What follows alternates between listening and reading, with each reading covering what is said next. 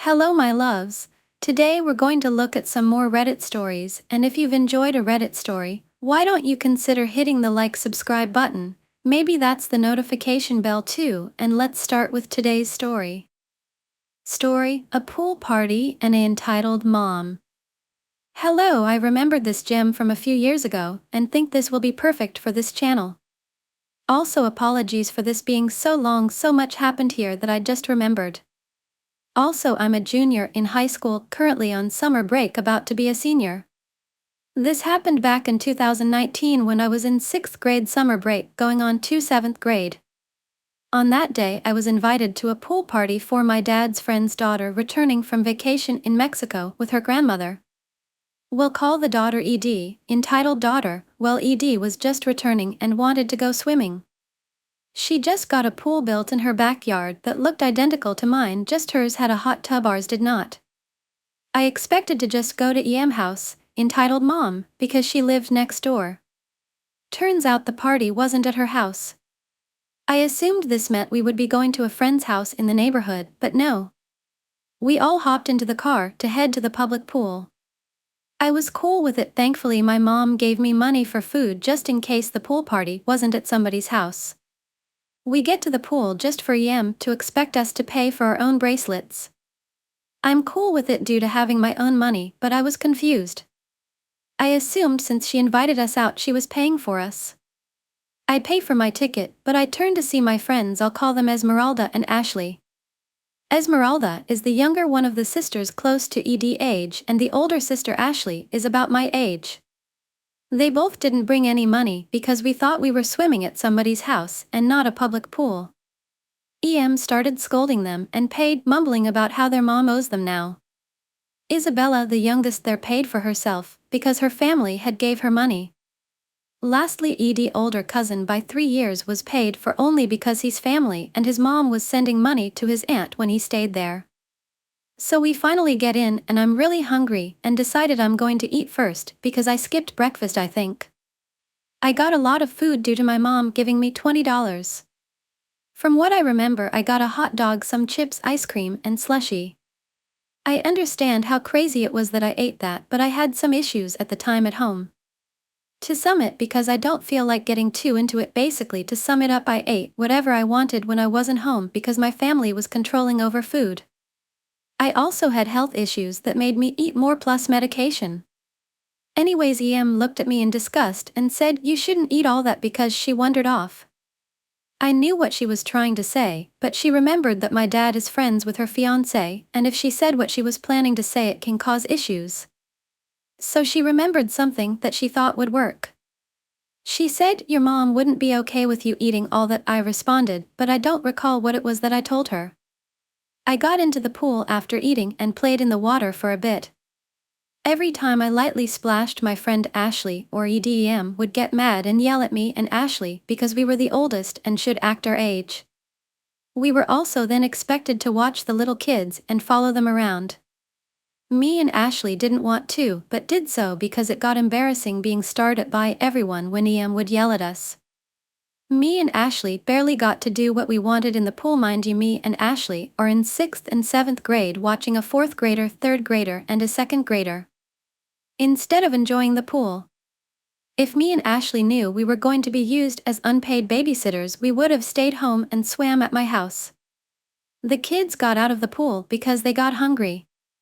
So we followed. I also wanted a popsicle because it hit 103 degrees at that time.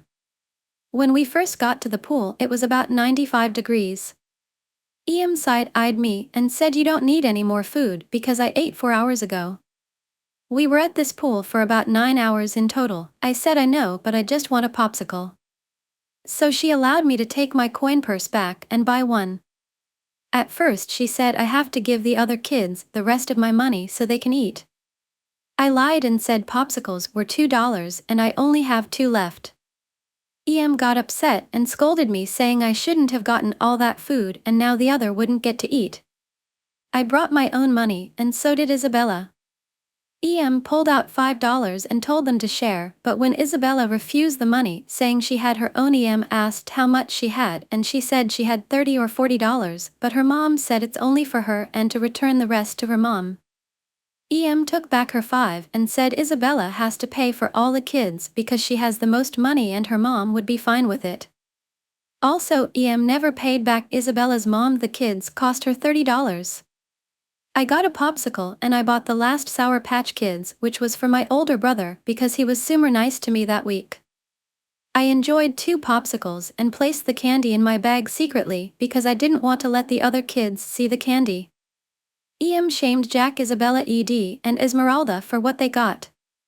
I shared with Ashley some of my food because we were super close. EM was mad that I didn't share with her daughter ED. We went swimming again afterwards and came back a few hours later to EM complaining about random stuff then wanting to leave. So we packed up our stuff and Ashley was complaining about hunger to me quietly to not be scolded by EM for not making Isabella pay for her meal. So I gave her a few Sour Patch Kids because I accidentally opened the box when I grabbed my clothes. I put the box back quietly and then I turned to EM, who was shaming me for buying candy and not sharing with the other kids. She then says, "OP, you need to share with the other kids because you ate enough for today." When the other kids heard I had candy, they all ran up begging for candy. When I tried to explain to EM the candy is mainly for my brother, she accused me of lying and said I had to share. The kids ran to my bag and excited for candy, and EM took the candy from my bag and shared it between all the kids. After give the kids handfuls of candy, she gave me and Ashley 3 pieces each for being greedy. The only thing that kept me looking forward to this day was going to pick up ice cream at an ice cream shop. As soon as we got close though, EM said we don't deserve ice cream and said we will get some at her house. As soon as we get there we got mini Otter Pops. Ashley declined because she wanted ice cream and went home to get some from her house. Everyone else, shockingly enough, including me, got an Otter Pop. Only half though, because we didn't deserve a full Otter Pop, it was also the mini Otter Pops. I went home disappointed but didn't tell my parents for fear of getting in trouble for the food I ate. Story: I discovered a family secret which allowed me to escape my entitled mom and stepdad's abuse. Hey, so first thing first. My GF recommended that I share this story because this is something that everyone might enjoy. So, I decided that I would post it here, under a throwaway. Mostly because my previous posts on my main would all but make my IRL ID apparent, and because I do not want the artificial boost to my karma. Growing up, I had thought that I had good relationship with my parents, mom and dad/stepdad, and my 3 younger siblings, YB1, YS, and YB2. However, around 5th grade my relationship had begun to change. I had always exceeded at school, so my parents sent me to a private school that had really good test scores and students had good placements in colleges later on. However, my last year I was really excited to go on to a private middle school that all of my friends and I had gotten accepted into. Unfortunately, at that time my parents sat me down and explained to me that they did not have the money to pay for my tuition and had to withdraw YB1 and YS's applications to the elementary school that I had gone to for the same reason. So, I would be enrolled in the local public middle school the following year. Towards the end of 5th grade, we were doing science class, and my teacher started our Intro to Genetics unit. That lesson has stayed with me since, because my appearance is so different compared to my parents. As of now I'm in my 20s and I share literally no features with my mom. So, I started to begin asking my teacher some very difficult questions about genetics in class, and after answering which traits tend to be dominant, she realized where I was going and immediately shut me down. Over that summer I read pretty much every book I could on the subject before I did something dumb. I went to my dad and asked him if I was adopted. This conversation didn't end well. I don't remember everything that was said, but it escalated very quickly and ended with him hitting me. My dad hit me so hard that he actually broke my right cheekbone. My mom rushed me to the hospital, and I was coached saying that I was accidentally hit by a doorknob, which I eventually had to repeat the same thing to CPS. After a week back from the hospital, my mom and dad revealed to me that he was actually my stepdad. When they were in college, my mom was dating a guy who she said was a real asshole. When they found out that she was pregnant, he left her, But my stepdad stepped up and did everything that he could, and they put his name on my birth certificate. My mom then explained that when I confronted my stepdad that it really hurt him and lashed out in anger. It was wrong and they both asked for forgiveness. I unfortunately agreed. We seemed to go back to being a somewhat normal family again, but I began to notice things that I didn't before. Whenever my younger siblings needed something, my mom and stepdad would drop everything to help them. Meanwhile, I was told to figure it out myself. For birthdays, I would get next to no attention, usually just a hug from my mom. I didn't even get a cake after I turned 6. Meanwhile, my siblings would get a party and the works pulled out for them. My stepdad would come back from work and wanted nothing to do with me. Even as a little kid, I was a massive nerd who wanted to go to museums and all those nerdy kid things and had zero interest in sports. My brothers were the exact opposite, and he spent much of his free time playing or watching sports with them. If my brothers wanted to go to see a game or something, my stepdad would move heaven and earth to bring them and usually drag me along. If I wanted to see the new Devonian fossil exhibit at the local museum, then there was no way I could go because he was busy. Once he even told me, "Sorry, but that basketball game took up your entire entertainment budget this month."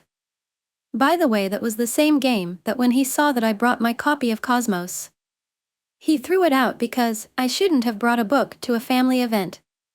There were several more things my parents did that showed their favoritism when I was younger, but this is already going to be a long post. What I do want to point out is that this wasn't a new behavior that developed after the truth came out. This had been ongoing over the years, and I just chopped it to me being the eldest sibling. Middle school was absolutely hell. I was and still am an introvert who would usually rather be by himself reading than talking to people. In my old school, I was still the odd one out, but I didn't get singled out for it and had friends. At the public school, I was quickly singled out and bullied, which caused my mental health severely declined, and my parents refused to intervene because it would toughen you up. I was bullied, but I fought back and then they became my friends. That's just how guys become friends. Of course, I am sure anyone here can assume correctly that the facility was about as helpful. I did try to fight back once and all it did was got 3 different kids to gang up on me and suspended for 3 days. The only friend that I was able to make was an older kid called Devin. Devin was 3 years older than me, but he actually took sympathy on me and decided to protect me from my bullies. Over the next 3 years, my situation at home quickly began to decline. My younger siblings had picked up on my parents' apathy and my decreased confidence and began to harass me. If they wanted something I had, they took it. They would call me names and would play pranks on me, which when I told my parents told me I needed to lighten up. Needless to say, this did not help my situation. My parents also became extremely harsh on me, and I did get beaten from time to time. Towards the end of my first year of middle school, I came home from the library, and I saw a letter from the middle school that I wanted to go to. I immediately opened. It was a letter declining the application for YB1 and YS. I did not see anything for me, so I went to my parents. They punished me for opening their mail, but when I pushed it, they told me that YB1 and YS did more to deserve going to that middle school. Mind you, at this time, and before I had near perfect grades. When I argued that if they could afford to send YB1 and YS, then I should be able to go, I was beaten for talking back and opening my parents' mail. I will be honest, during this time I did try self-harm. Whenever I did, my situation would briefly improve. I became the center of my parents' world, teachers would intervene to stop the bullying, and even some of the kids at school would begin to be friendly to me. But after a week, things would quickly slide back. The only person who was actually they for me in my life was Devin. One day, during the early part of 8th grade, I broke down and told Devin about my biological father. I had been having thoughts about why he abandoned me when he found out. How it was partially his fault that my life was the way it was. There was a lot else I said, but that was the key part. During my venting session, I revealed that my mom had let my dad's first and last name slip recently, and I knew his name. So, Devin offered help me research my dad. That day Devin and I went to his house and began to essentially cyberstalk him. My bio dad was, still is, a college professor at a research university about 200-ish miles from where we lived. We also found that he was married, and I learned I had another younger sister, and my stepmom was pregnant. That night Devin and I hatched a plan, which we would carry out the following day. I came to school, and as soon as I stepped off the bus, I went the high school student parking lot and got into Devin's car, and we left. We arrived at the university around noon. After parking, Devin immediately went to the student center and asked which office my dad worked at and got directions. We went there and he was gone on lunch. But when he came back about an hour later, he saw us sitting outside his office and asked who we were. I remember asking for his name, and then asking if he knew my mom. When he confirmed both, I told him who I was and that I believed I was his son. I just wanted to say, as chessy as it sounds to me looking back, it is Devin who coached me on that. Bastard probably just watched a bad Hallmark drama or something. I remember that he immediately hugged me warmly and started saying, "Oh my God," over and over. He immediately brought us in his office to talk and cancelled his classes for the day. After that Devin left, and my dad took me home and introduced me to his family. My stepmom was surprised. She knew my dad had a son, but a 13-year-old popping out of nowhere is kind of a surprise. Then they explained what happened. According to my dad, he was dating my mom during their senior year of college, when she told him that she was pregnant. He and my mom were having problems in their relationship, and he suspected that she was cheating on him. He was planning on breaking up with her when she had told him. He honestly suspected that it was an attempt to stay together. So he told her that he would be willing to do a paternity test and co-parent, but that he refused to be in a relationship. Turns out that my mom was cheating on him with my stepdad, and when he had a much more positive response, she cut contact with my dad. When my dad married my stepmom, he told her that he may have had a child, and they decided to look my mom up on Facebook and saw a few pictures of me. Remember how I have no significant features with my mom or stepdad? Turns out I look almost identical to my dad. So, he knew immediately. He had reached out to my mom via FB, but she immediately blocked him. He had considered getting a lawyer but figured it would be all but impossible to get custody or even visitation rights without a paternity test, which my mom and stepdad could have blocked. I told him everything that my mom and stepdad had put me through, even more than what had been said above. When I finished, I was crying, and my stepmom was consoling me. After it was all out, my dad wordlessly stood up, went into the next room and called a lawyer, and then called the police. The police, social services, and CPS all showed up and took me into custody. To summarize everything, I was taken out of my mom's and stepdad's custody and became a temporary ward of the state. A paternity test was taken, and it confirmed everything that my dad told me. Then I was placed into my dad and stepmom's care, and I was given a restraining order until I reached the age of 18. I won't pretend that everything was perfect. Looking back on it, I did cause some strain on my dad's marriage, because he immediately favored me over my half-siblings. My dad and stepmom did recover, and they placed sensible boundaries. I was enrolled in a much better school where I was able to make real friends. I never forgot Devin. We stayed in contact, but due to the distance our contact isn't as consistent as it used to be. We still talk regularly though. Devin is doing well. After high school he became an underwater welder for an oil company, which apparently pays really well. We have met for drinks and to catch up. I asked him why he protected me. He said he wasn't sure, but for whatever reason when he saw me getting bullied it just caused something to snap. He also said that he kind of saw me as someone who needed a big brother figure in his life, and that it was the right thing to do. After high school, I went on to college and I was fairly popular as my confidence had been completely rebuilt. I majored in biology and minored in geology. I am currently a PhD student working in paleontology. I love it. I get to go on university-sponsored digs, normally they are in the States, but last year I got to go to South Africa and Namibia. My mom and stepdad reached out to me a few months ago to try and get me to help tutor YB2 and YS. YS had dropped out of college a few years ago because it was too difficult for her. Although she wanted to go back and finish her program, and YB2 wants to get into a good college next year but doesn't have to grades and wants help studying for the ACTs. During that conversation, I noticed my heart was beating out of control, and that I was having difficulty breathing. I am certain that it was a panic attack, but I had never had anything like that, so I just hung up on my mom and sat on the couch. The following day, I began to receive a couple of texts from my mom's kids asking for help and blocked all of their numbers. Afterwards, I didn't hear from them until I received a barrage of emails from them on my university email. Essentially, they were apologizing for how they treated me and that they wanted to fix things so we could be a family. Originally, I had decided that I wanted to send an email back telling them that I wanted no further contact and that even hearing from them was casing a traumatic response over a decade later, and that I feel the only reason that they are reaching out is because they want a free tutor. I never sent it. Instead, I decided simply to block them.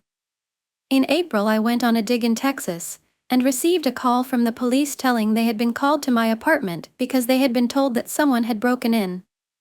It was YB1 trying to get in contact with me. I told the police that he was not supposed to be there and that I would like trespassing charges pressed.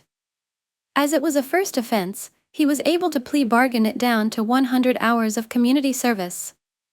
I got back home at the end of May, and I haven't heard from them yet. I think that they got the idea and decided to stop contacting me. Regardless, I have a strong relationship with my dad. We have spent a long time building that relationship and make up for lost time. I have a good relationship with my younger half-siblings from my dad and stepmom. I play with them and spend a lot of time with them, but there is a fairly big age gap between us. My stepmom and I are on good terms. I'm not sure how to describe our relationship, but I would say that while she didn't completely replace the role of a mom in my life, she did become a motherly figure. I have no idea if that makes sense, but it is the best way I can phrase it. I am not entirely sure how to end this. There might be something like a message here, but probably not. I really did just feel that I should share my story. Although I have been sitting here and after initially writing this, when I was recalling the abuse I suffered, and started to proofread it, I started to feel extremely anxious. I think that I may have some suppressed trauma and will be looking to get therapy. Story: woman called me a racist little bitch because I didn't let her cut the line for a drink.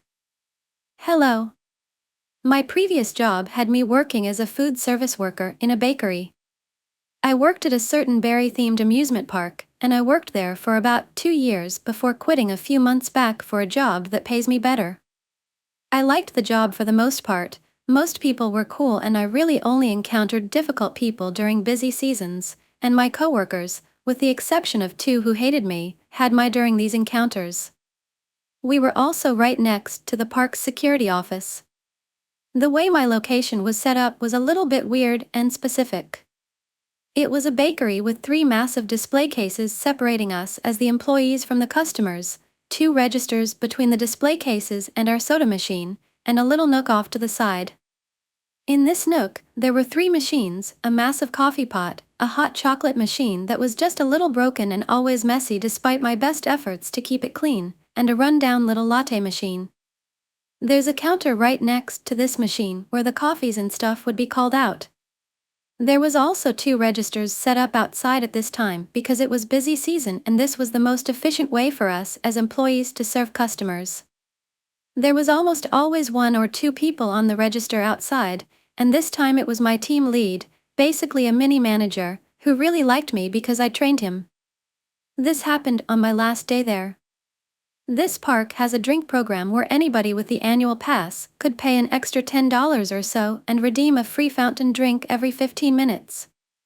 People who weren't pass holders also could get the drink program by buying a souvenir bottle for like $30 that they could use throughout the day and reactivate if they came on a different day. A lot of people with this drink program tended to feel like they didn't need to wait in lines for their drink redemption, and it was common for them to walk up to the other side of the counter and ask for their refill, and usually, They were annoyed but never malicious when I or one of my coworkers told them that they unfortunately had to wait in line for drinks, as many people in line were also just getting drinks. Not this lady though, oh no. This lady was out for blood, and she must have sensed that I was in a good mood.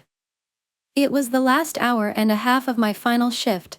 I was busy cleaning up a couple of messes that had been made throughout the day by the hot chocolate and latte machines, and was simultaneously talking to my managers and other leads about my plans for the future, about where I pick up my last check, etc., etc. Suddenly, I heard somebody unscrewing the lids off their cups and pushing them towards me. This woman was a little taller than me. I'm 5 feet 3 inches, had sunglasses and a baseball cap on, and didn't look very pleasant. You develop a sixth sense for difficult people when working for theme parks, you see. She had 2 souvenir bottles on the counter and was holding them out to me. I smiled at her and told her, "Oh, I'm sorry, you actually have to wait in line to get refills. I know it's inconvenient, but it's park policy." She scoffed at me and said, "I'm just getting drinks," and I reiterated that she still had to wait in line, adding that even though the line was really long right now, there were other people in it who were also just getting drinks. So she disappears and I assume that she'd gone to wait in the, admittedly pretty long, line. In that time I finished cleaning the machines and returned to helping customers in line with my other coworkers. About 5 minutes pass and this lady comes storming back in, cutting the line again and walking up to the register. She pointed at me and said, "You." It's important to note here that I am mixed race, but look white and am usually perceived as white because TBH, I didn't go outside much at this time and have only recently started getting my darker color back. This woman was black, and most of my coworkers are POC. I'm also autistic with low support needs. I'm just a little awkward and anxious, fidgety, and have trouble making eye contact despite my best efforts, so I'm sure that had something to do with why this lady locked onto me and not my other neurotypical coworkers. She kept yelling at me, saying, "You're a racist little bitch, aren't you? You lied to me because I'm black.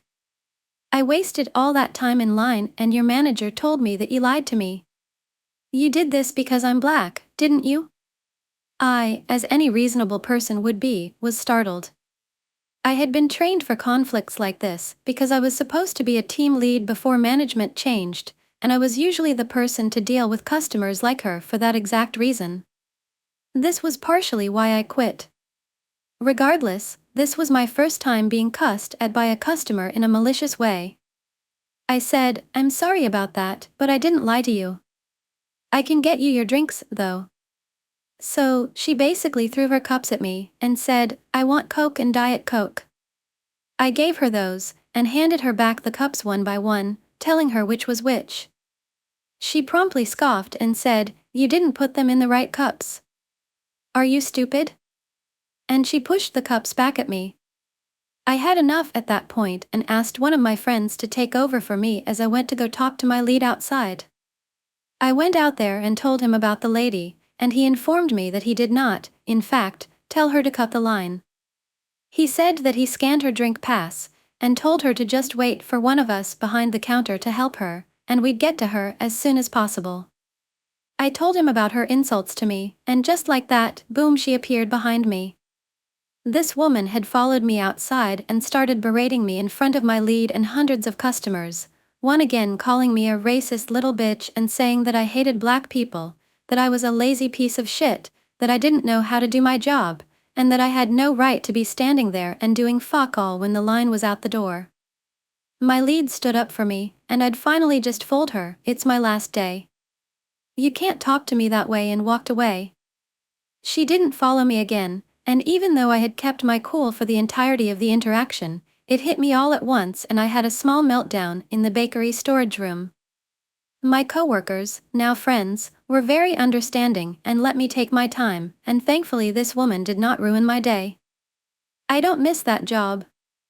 Seriously, man, if you're gonna go to a theme park, please be nice to the workers. I can tell you from experience that most parks are single-handedly run by teenagers, and unless it's a big park like the one I currently work at, management is in their early to mid-20s and corporate doesn't care about us. Be nice. Please. Story: Man feels entitled to a minor's information. So this happened a while back when I was still a minor on a short flight. I, at the time 16F, was seated from row of the plane in the window seat. I was flying alone to meet my dad, who had already been gone for a while. My dad had kindly booked the seat in the middle seat as blocked so I didn't have to sit next to another person. This man sits in the aisle seat across the row from me, and I politely greet him. I'm not American, and it's rather normal here to make polite and friendly conversation with the people you're sitting next to on flights. So cue some harmless small talk about our destination and what we are there for, etc. This is when things start to get slightly weird. We're now fully boarded, and this grown man looks at me and says, "Well, I'm so glad nobody came and sat between us," in a weird tone that made me uncomfortable. I quietly place my laptop under my seat and awkwardly point out that my dad had blocked the seat so that I would not have to sit next to strangers as I am a minor.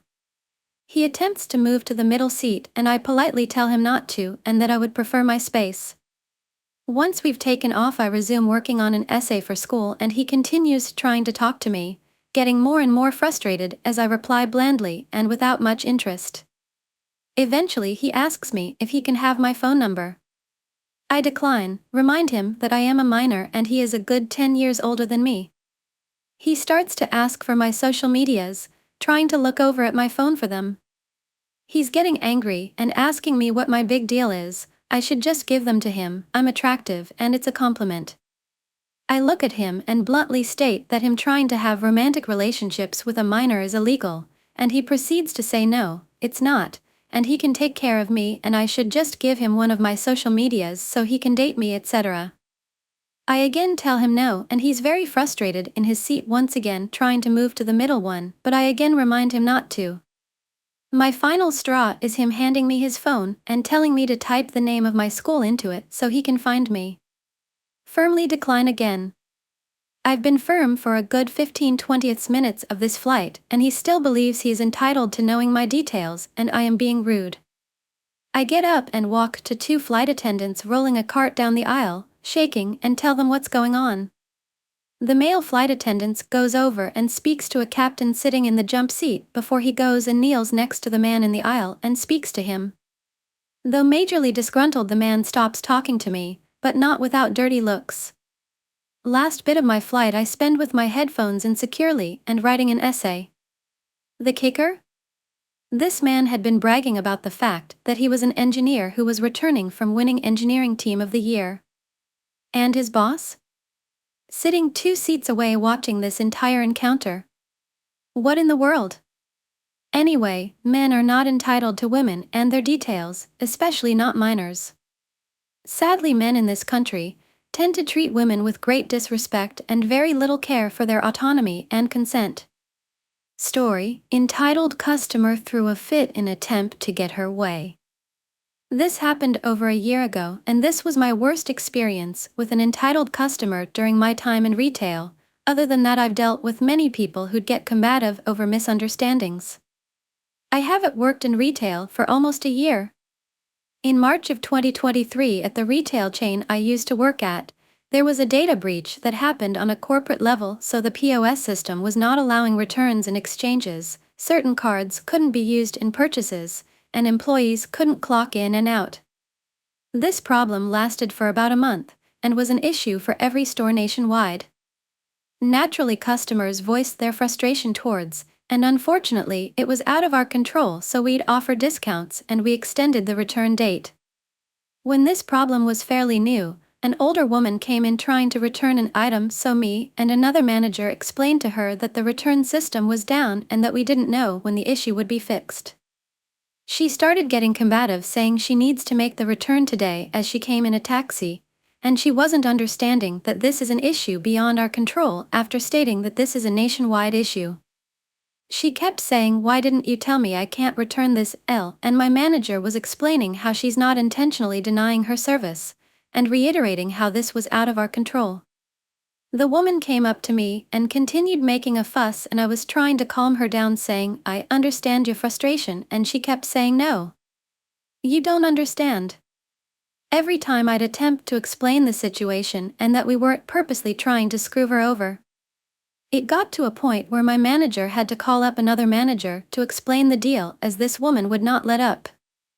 She was still throwing a fit in hopes that she'd get her way, even though we already explained that we literally can't process a return due to the issue being out of our control.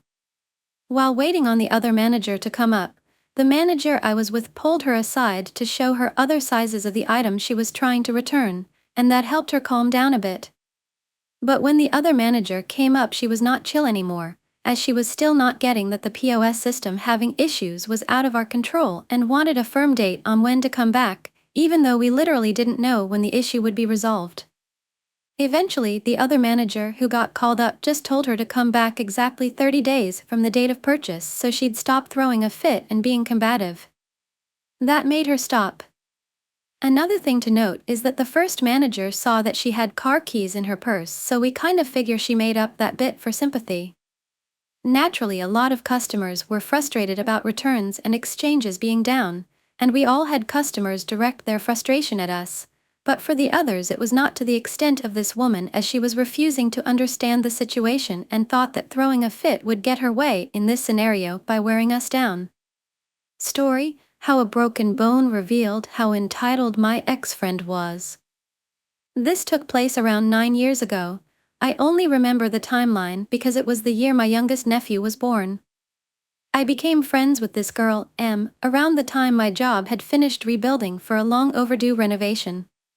When the store reopened, that was when we met and became friends. We were friends for maybe roughly a year, if not a little longer than that. Some of my family that met her didn't really like her from the get-go. Though, I was blind to it, as I try to see the good in people, as sad as that is. But, over time I had started to notice a few things. Such as when she had broken her arm, she couldn't do some things due to the kind of cast that she had, which wasn't waterproof, so it made it hard for her to do dishes. So, I had offered to help with her dishes. Though the day I was supposed to come over, I was called into work and I needed the money. So, I thought that she'd be asleep still, so I'd go over after my shift, so I went to work and didn't call. Now, I started, and still think I should have said something, and I felt bad. But what made it worse was that after that, Am bitched and moaned about it to coworkers all day. It had started to cause stress in me to build up, as well as guilt, and 2 of my cousins came in that day. We're about the same age, so we get along. They asked me how I'm doing, and they noticed how quiet I was. When they saw that, they asked if I was okay. I had just shrugged, and they knew something was wrong. Asked again, and that was when I broke down in tears. Pulled me aside and asked me what happened, and I had told them everything. They said that it was a jerk thing to even keep bringing it up to work of my friend. When she saw I was in tears, she apologized and said that she knows I couldn't stay mad at her long, or something along those lines. I don't remember it. After that, I thought that maybe things were okay again, though it seemed that it wasn't as I had thought. Another thing, she was dating my best friend from high school. Well, my best guy friend. One day, he and I ran into each other and chatted for a bit. Jay let me know that he was going to break up with her. Didn't go into detail about why and just wanted to give me a heads up. He also asked me not to say anything to her, which I agreed, as it wasn't my place anyway to say anything to her like that. So, I had kept it to myself and didn't say anything that would indicate that they were going to last or not last, if that makes sense. Well, he didn't do it right away because of circumstances, such as her grandparent passing away. As my friend didn't want to do anything that would only worsen her pain. So, in September, M video called me and she was just downright in tears. I don't recall everything that was said, or what she said before I ended up saying this. I kind of knew that Jay was going to break up with you for a while.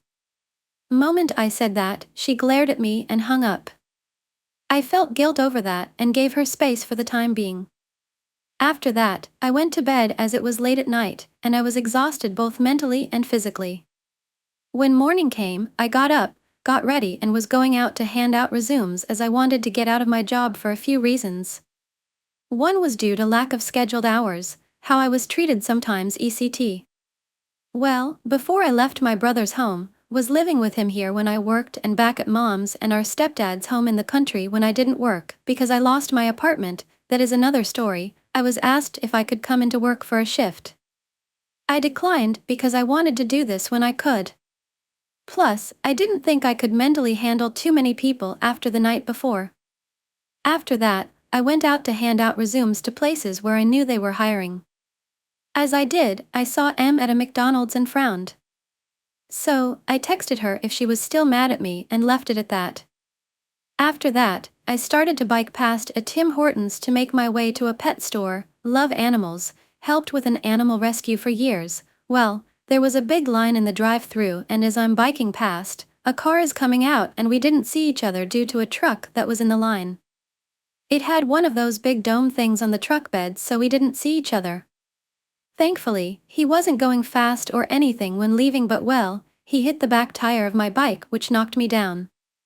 I fell on the ground, landing on my left arm, and my leg was caught in the frame of the bike. While I'm on the ground, I'm just kind of blinking, going like, what the fuck just happened? Though, I just kind of laugh, as that is one of my coping mechanisms with pain. Or at least with what little pain I was feeling at the time. People came out to check up on me to make sure I was okay. I was. I just asked if someone could get my bike off of me so I could try to get up. They do, so I try to move as I didn't feel anything in my back that would indicate pain or anything like that. I've fallen on my shoulder before from riding my bike, going faster than I was, and only hurt my shoulder a bit. Though, as I tried to push myself up, I fell back down. I'm just like, what the hell? I look up at those around me and asked if I could have help. My arm couldn't support my weight. I get help up, moved over so I'm no longer impeding traffic, which I didn't mind. I didn't want to block anyone anyway. Anyway, an ambulance is called for me. I'm just sitting and relaxing, and with how I couldn't move my arm from its bent position, I'm thinking I think I broke my arm. The guy is apologizing over and over again for hitting me, and I'm just like, it's okay, we didn't see each other. A worker came out and asked if I was okay, and I said yeah. I'm just waiting for an ambulance at that point. Then they asked me for my information since I was hurt on their property. So I'm thinking, fair, and do so. Then they asked me if I wanted them to hold on to my bike for me, and I asked if it isn't too much trouble. I'll ask my uncle to come get it for me. They take my bike for me and put it where it would be safe. Well, I get taken to the hospital after that. Well, after I spoke to the police as well, since where I live you can't bike on the sidewalk with tires the size I had. So, that was fun. Anyway, once I get to the hospital, I'm in the waiting room debating on calling my mom or not. Pros, she won't kick my ass. Cons, she'll kick my ass. So, I called and asked my mom if she was still visiting my brother. She was and asked why. I still remember the convo. Hey mom, you still in town? Yeah, why? I'm at the hospital. What? Why? I was hit by a car. How did you get there? Ambulance. I'm on my way. So, after being in the waiting room for hours, among hours, I think I got there around noon? 1? I got out after 6 and didn't have my pain meds yet. Went to my job to let them know I'll have to be off for a bit till I get my cast, had broken both bones in my left elbow. So, once that was done, we went to my brother's place just to rest for a bit, and that was when I got a reply back from my friend. M texted that she was still mad at me for hiding that I knew about my friend breaking up with her beforehand. I don't remember all of what she texted, but I had asked her if she could chew me out later, that I was hit by a car and broke my arm. Well, she just kept going on and on. I'm getting fed up, glare at my phone and send this. It's not verbatim, but it's close. Look, I get that you're mad at me, but I was hit by a fucking car, just got out of the hospital after being in there for longer than 5 hours, and I don't have anything for my fucking pain. Just bitch at me later, damn it. After that I shut my phone off, I think, and just relaxed. Got my meds filled out and then went to my parents' place in the country. Though, while I was off work, my friend was bitching about me to coworkers both inside and outside of work. Even to the bus driver, who knew my mom, aunt, and uncle as her own kid, used to play with them when they were kids. The bus driver told her to shut the fuck up. I only found that out because a coworker who I've known since I started let me know, telling me that she had even asked our manager to keep an eye out for her because of what she was saying, such as calling me a bitch and the like. After my first shift back, she pretty much ignored me, which I didn't mind. I was still in pain, and the cast I had was pretty heavy as it went from my hand, past my elbow up my bicep. When my shift was done and I was in the car with my mom and heading back home, Em called me and started to go on a spiel. I can't remember it, but just her saying that she was upset and that I should have said something. I had her on speakerphone so Mom heard everything and got fed up. Mom told her off, saying that it wasn't my business to tell her in the first place. Plus, it was most likely that she wouldn't have believed me anyway. Also that she knows that she was talking shit about me behind my back to coworkers and anyone that she could who wasn't even involved in our problems. Then said that if she did anything to my cat, that there would be hell to pay. She was looking after my cat for me because my stepdad was allergic to cats, and he was kind of in the mindset that animals didn't belong inside the house. He was a farmer, so that was how he was raised. After I got home, Em texted me saying how could I think that she would hurt my cat, among other things. Then, she said if I didn't get my cat that weekend, she was putting her in the shelter. Of course, I'm freaking out and panicking to the point of going into a panic attack. I found my cat. I've had her since 2014 and she is pretty much my child, and still is. So, I'm calling my friend, Jay, begging him to get my cat for me because of what I told. He said that he'd get her for me and not to worry. I thank him for it and trying to calm down. Though, she had also called the cops on my mom because, I won't lie, Mom did kind of threatened her. It was only because when I called her, with Mom's phone as I was paying for minutes and was low, I don't remember again what was said, I was in hysterics I think by that point. Mom threatened her that if anything happened to my cat, she would find a way into the apartment building, that she knows people there, and would rip her face off and glue it to the cheek of her ass. Yeah, cops got called. But, when Mom explained everything, he didn't give a warning, understood and said that if any other call was made to us then to let him know. Even asked later if I got my cat to a safe location, which I did. Though Em told Jay that I owed her $10 because of my cat's water dish as per agreement. Which, I said I'd pay only if her power bill went up, as the cat's water dish was electric. When I found that out, I went to him and gave him 20 for the 10 he lost, but also for picking up my cat. He also loved my cat while looking after her, called her his little copiale as she would lay on his bed when he gamed. After that Mom and I were getting texts from unknown numbers which I knew was her, as she had used an app on her phone before to text me with unknown numbers and the like. Sadly I couldn't prove it was Em since again, the app hid her number by giving a different one. I was getting sickened with those texts, so, when I got a new phone I changed my number in the process. Mom had also changed her number as well. But wait. There's more. Long after that, I got my cast off, finished physio and was just having a normal shift at work. I was front running, pretty much getting orders on trays or in bags. Well, who walks in? Yup, my Em along with her new friend.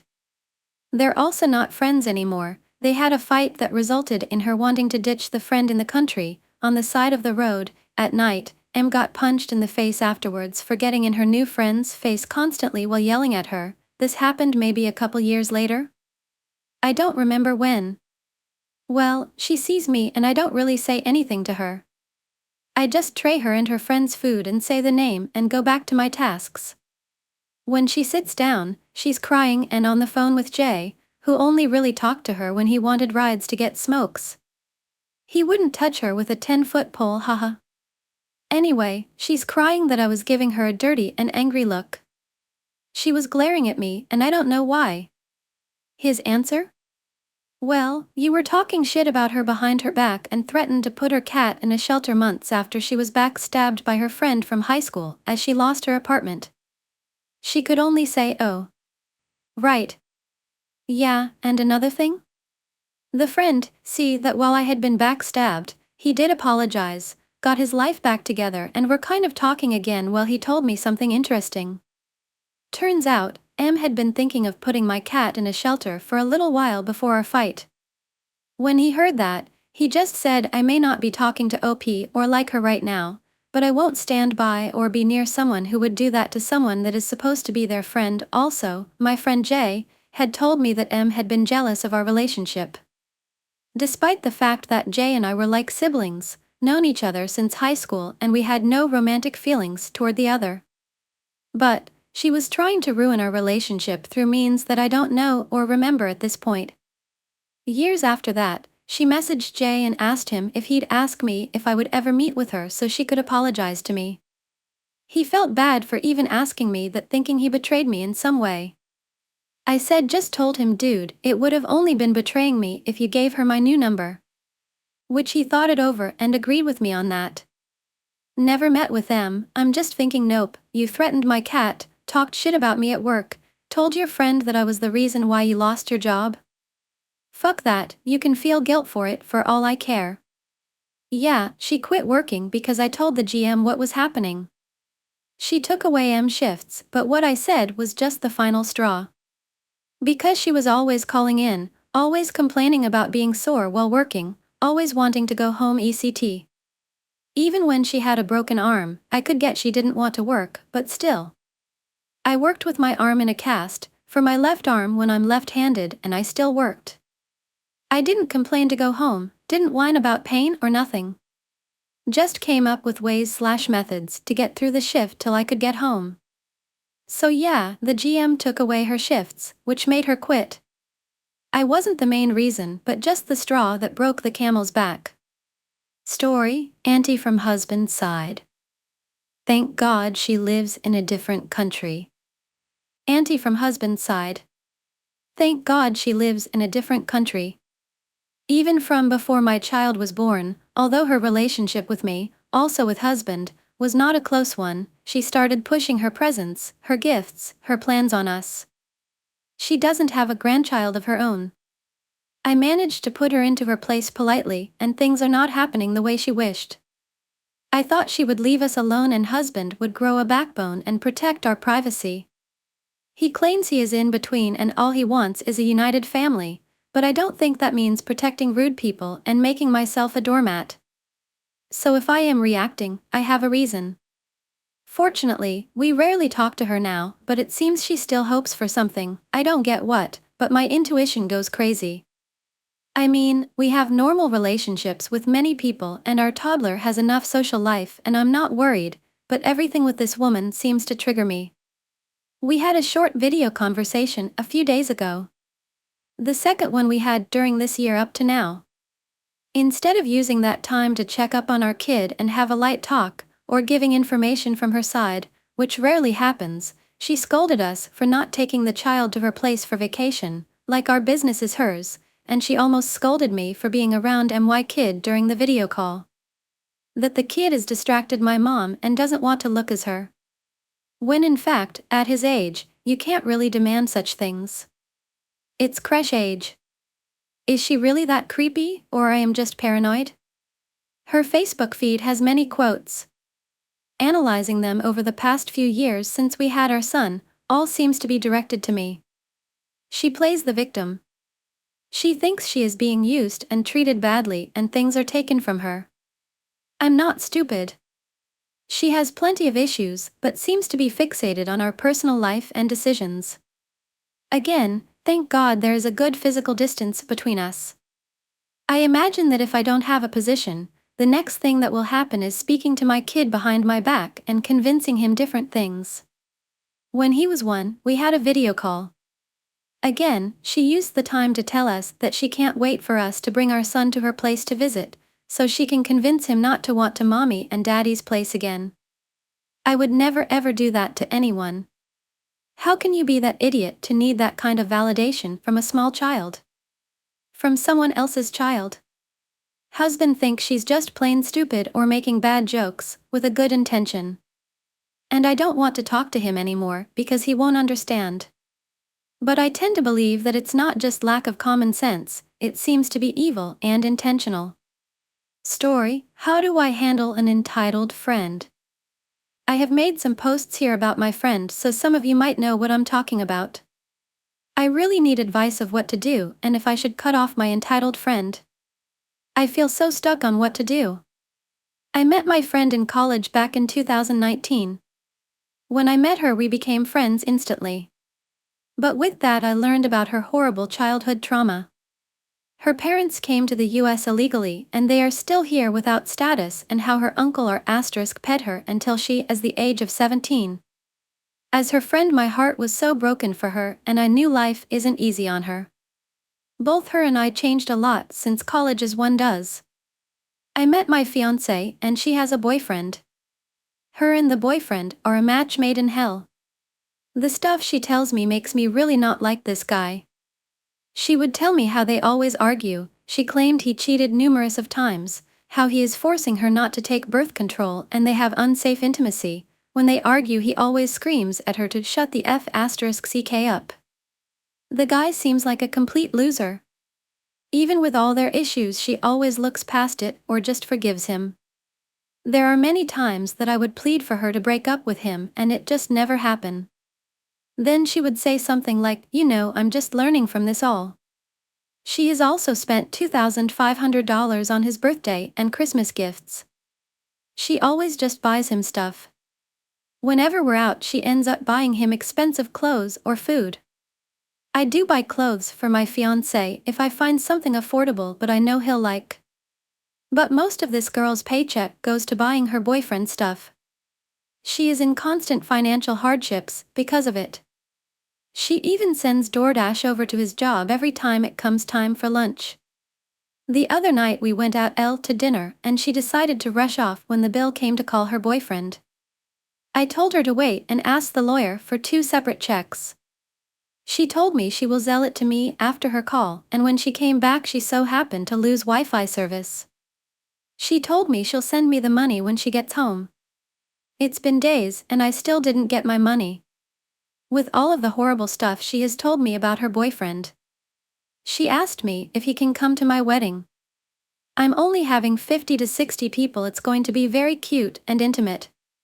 Plus the times I've tried to meet him, it never happens. My friend would always say she wants to double date just for her to back out when I try to make it happen. The one time I almost met him, she was dropping off food for him. She insisted on parking a block away from his house and keeping me in the car. I told her it seems weird to park a block away from the house, and she decided to move the car closer. But she made me stay in the car and it was very awkward, to say the least. So I don't know how I can invite someone to my wedding that I'm not allowed to meet. I also feel like she's so self-absorbed. I was going through a rough patch. My fiancé and I had to do long distance for a bit due to having to apply for a K1 fiancé visa. It was really hard on me not being with him, and I went to such a dark place. Luckily I'm doing better now and we got approved. So my fiancé comes back in late August. I tried telling my friend how hard it's been on me, but somehow the conversation always goes back to her and her life. Since I stated my fiancé is Korean. I love him so very much and everything about his culture is so beautiful. I have been to South Korea a few times and I'm going back in August. My friend knows how much I love his family and the culture. So the other night my friend was ranting of how her cousin is dating a Korean American guy and that her aunt set her cousin up to date him despite my friend. I asked her why and how that would spite her, and she said, my aunt knows how much I love dramas and K-pop, so she definitely used that to get my cousin to date a Korean. I told her that Koreans aren't accessories to have, and really I questioned the legitimacy of this. She then went on by saying how much she loves her boyfriend and how she prefers having a black man over a Korean man. I don't know what else to do. I feel like my friend is just going down a dark hole. I tried suggesting therapy to her and she told me it's white people shit, so she wants no part in it. I feel so frustrated and upset with myself that I can't help her. But I don't know what else to do. I get so disgusted whenever she mentions the boyfriend and the relationship. Even if they are doing well, she reminds me constantly how well they are doing. I can't be happy for her because of how horrible this man is. I don't know what else to do to help her, and I just feel myself growing apart from her. I feel horrible saying it, but I find her unbearable now. I miss the friend I had back in 2019, and I don't know how else to get her back. Story: my ex demanded me for child support for a kid that is not mine. My mother and sister are on their side. Some years ago, I dated a girl. The relationship was bad. She was very controlling and abusive. It ended up really bad and we broke up. I kept going on with my life, and after some years I got a decent job, enough to solve all my needs, have a comfortable life and make some savings. The thing is, a couple months after getting my job, my ex contacted me. She first asked me to talk. I believed that she may want to reconnect or something, but she showed up with a 5-year-old child, claiming he was my son and demanding for child support. I didn't believe her, but the child age matched the time since we cut contact. I got advice from a lawyer, a friend of mine, to try to solve this out of the court. I offered to take responsibility, pay all the costs and being an active part of the kid's life, only after making a DNA test. Everyone was okay with this except for my ex. She acted offended and demanded to just give her the money she deserved. She used all the excuses she could, even contacted my family to told them I was trying to avoid taking responsibility of her child. When she ran out of excuses, and the DNA test was finally made, and surprise! Not the father. She was so mad with the result, and cried about the money, saying it was unfair and she deserved it. But she didn't accomplish anything. Moving on to the last week, there was a little party on my parents' house. My brother, a friend and I were talking, and my brother started to joke about the situation with my ex. My friend and I started to joke about it too. Some of our comments were a little dark and bad, but we were far away from the rest of the people. Literally, we were on the opposite side of the house, and nobody else could hear us. At least that was what we thought. We were laughing like crazies when my sister appeared very angry and pushed me against the wall. She spied us and heard our conversation, and she was really mad. She started to yell at us about how horrible people we were for being mocking of a poor woman. Few hours later, when the party ended, she asked me to go to the kitchen with our parents, and she started to say how awful I was for the previous situation. Apparently, my ex had been in contact with her, and she believed her version, and that was her way to have an intervention. My brother and I were like, "Are you serious?" when she started to say how I forced my ex into be a single mother and that I have the moral obligation to help her. My dad only said that we maybe were being too cruel making jokes of her, but that I wasn't responsible for that kid. My mom then surprised all of us when she said even if the kid is not yours, you are making more than enough money to support that child, you should have helped her. Since then, I had been receiving texts. My dad and my brother are on my side, saying I'm not responsible for her, but my sister is telling me how horrible I am for ruining their lives. My mom only said it's your decision and I respect it. I'm just very disappointed that you ended up being so selfish. I'm aware that she doesn't deserve my money and am not planning to give her any, but the constant harassment of my sister trying to guilt me, it's just exhausting.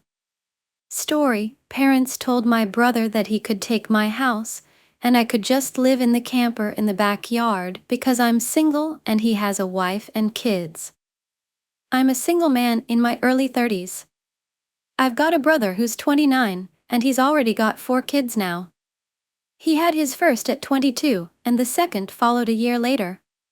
Then the third 2 years after that. And the fourth is the most recently born a couple months ago. His wife, my Sael, and I do not get along as she always likes to try and get a rise out of me by acting superior.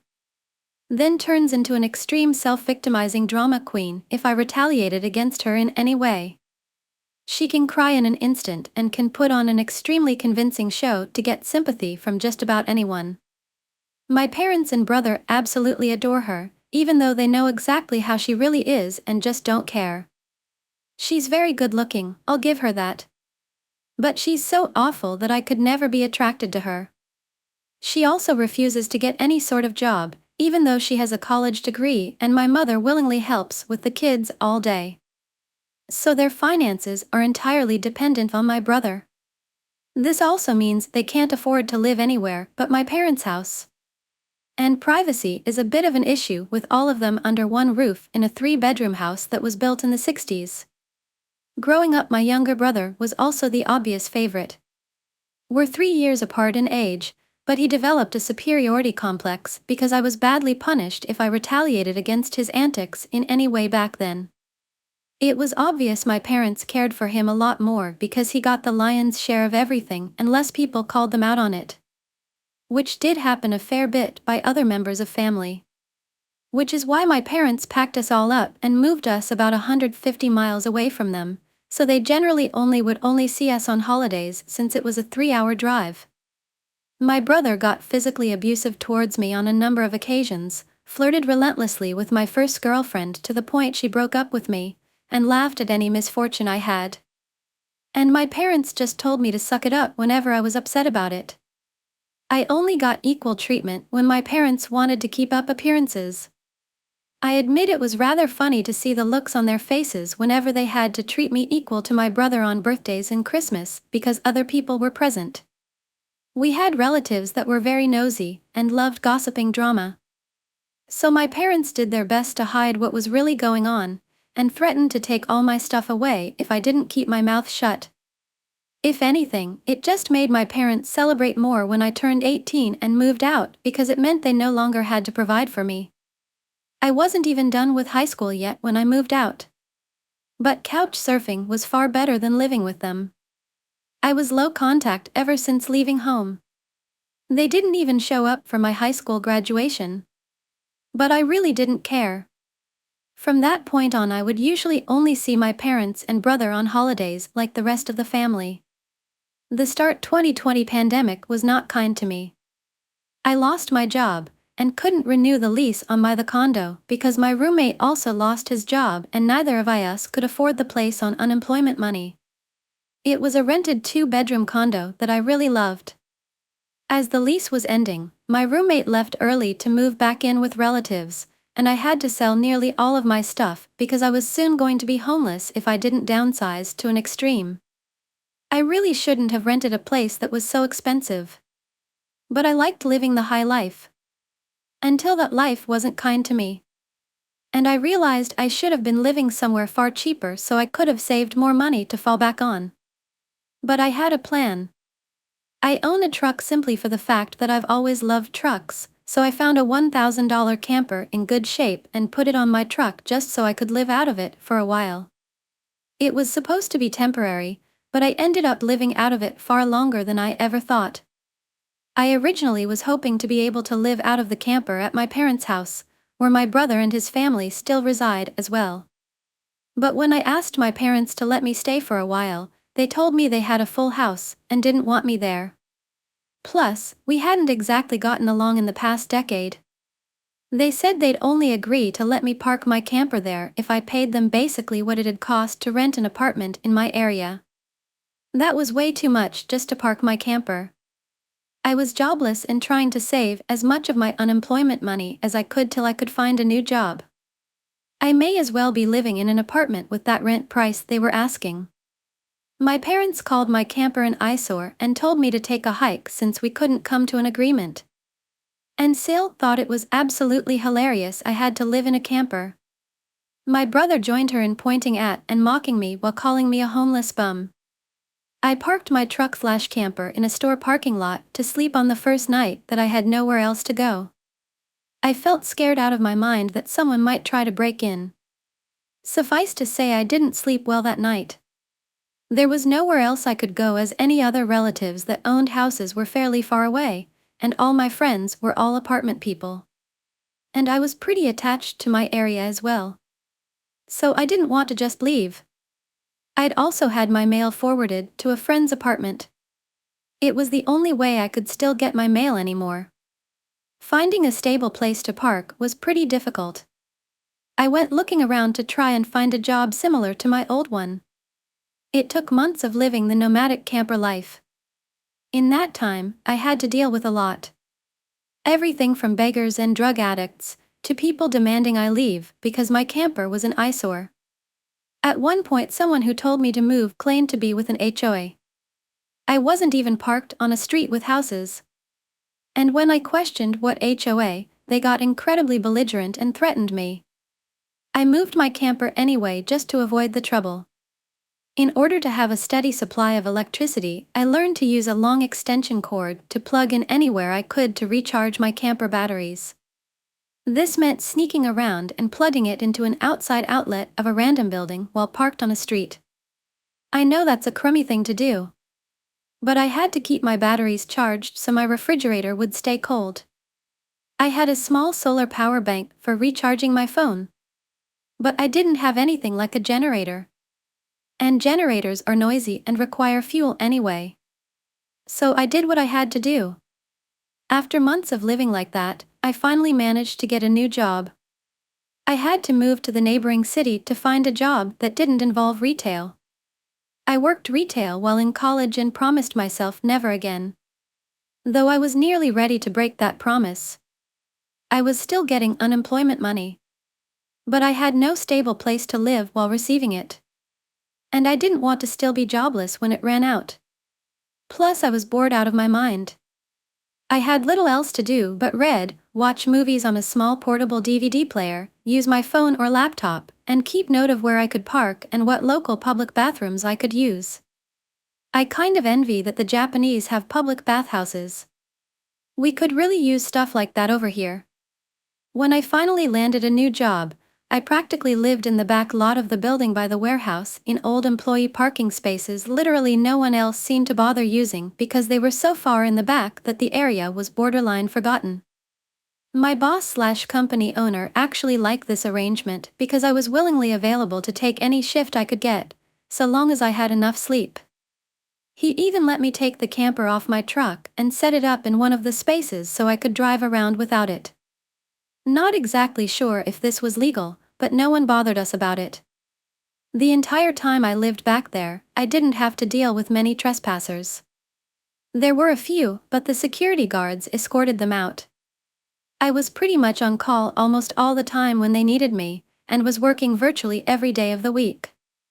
My boss let me plug my camper into the building for power and water, and I paid a small amount of rent by working for free on Sundays when no one else was in the office but the janitor and security guard. Beyond that, I usually had to shower at a friend's apartment, or at my local gym as the camper didn't have a shower in it, and only a portable toilet. And I didn't want to fill it because emptying it is a nasty chore. So I used other bathrooms as often as I could. I had a key to the warehouse, and could go in to use the bathroom there at any hour. I was even on a first-name basis with the night security guard. He's since become one of my closest friends. The camper was easy to heat in the winter with a small electric heater. Summers were not fun though. The camper didn't have AC, so I had to get a used portable air conditioner just to make it bearable. I made a lot of overtime pay, and hands-on learned some new skills from other employees. Eventually, midway into this year, I landed a better position in the company as a supervisor, and started making a better salary than my old job. That's when I decided I wanted a house. The scare I'd gotten from losing my condo made me realize I needed something much more stable for the long term. I looked around for something close to my work, and just 2 miles away found a 3-bedroom manufactured home on a small property. But I managed to get it for $10,000 less than the asking price somehow. I used nearly my entire savings for a down payment and got approved for a home loan. I finally didn't have to live in a camper anymore. There was enough space for me to back my truck in behind the house to take the camper off to set it up in the backyard. So I put it there as its own little building just in case I want to use it again. When I was fully settled in the house, I was dumb enough to brag about it on my book of faces. My family saw the post, and that's where this shit really starts. After a few weeks, my parents and brother along with his family came to visit completely unannounced to have a tour of my home. I didn't even give them my address. So how they found out where I live, I still don't know. None of my friends have fessed up, and no prior family members visited me before that. So I wonder if they stalked me at work and followed me home or something. It really wouldn't surprise me. Once I opened the door, they practically all shoved their way in like rambunctious tourists. then just started making themselves at home. They all kept poking around, and Sael had this creepy smirk that she was repeatedly flashing me. And it was only later that I figured out why. And it made me madder than a bull on steroids that just got stung by a hornet. My parents were constantly talking about how I've got so much extra space now. And it's too much for someone like me who has no wife or kids. Sure, not now. But maybe someday. And my brother kept remarking about how there was more space than our parents' house, and my house was closer to his job too. Red flags all around, I know. Eventually, my brother asked me to speak privately. Everyone else suddenly left the room and piled out onto the front porch. That's what finally made me realize they'd planned something. My brother, let's call him Dan for the sake of simplicity, said the house was too much for me alone. And I should let him move in with his family because his wife is pregnant with kid number 4. And my house is much closer to his job. He pointed out that I already have the camper, so I could just live in that outside while they live in the main house. And I'd like to point out that Dan never once spoke of offering rent. Mind you, he's got a good job. He also started talking about how there would be changes, and even curfews. And that I couldn't just walk in at any time without prior notice. If it weren't my brother, I'd think the person I was talking to had lost their mind. But Dan lost his marbles long ago thanks to our parents treating him like he was the center of the world.